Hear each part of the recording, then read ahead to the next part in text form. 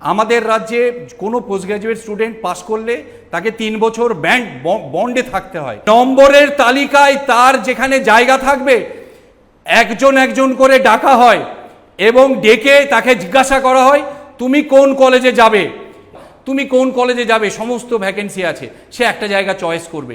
এটা করতে করতে যখন আশফাকুল্লাহ নাইয়ার সুযোগ আসে, তাকে যেমন ডেকে স্বাস্থ্য ভবনের আধিকারিকরা জিজ্ঞাসা করেন দেখো এর মধ্যে এইগুলি খালি আছে, সে তার থেকে চয়েস করেছিল যে সে আরামবাগ মেডিকেল কলেজে যাবে, কারণ তার র্যাঙ্কে সেটা সে পাচ্ছিল।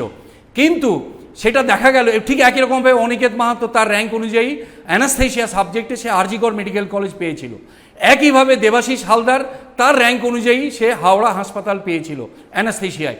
কিন্তু যখন অর্ডার বেরোলো দেখা গেল 778 জন, পরের অর্ডার 27 তারিখে 871 জনের মধ্যে মাত্র 3 জনকে বদলি করা হয়েছে। 3 জনের বদল করা হয়েছে, দেবাশিস হালদারকে হাওড়ার জায়গায় গাজল, আর অনিকেত মাহাতোকে আরজিকরের জায়গায় রায়গঞ্জ, এবং আশফাকুল্লাহ নাইয়াকে আরামবাগের জায়গায় পুরুলিয়া। তাতে প্রমাণ হয় সরকার তার নিজের ঘোষিত নীতি মানছে না।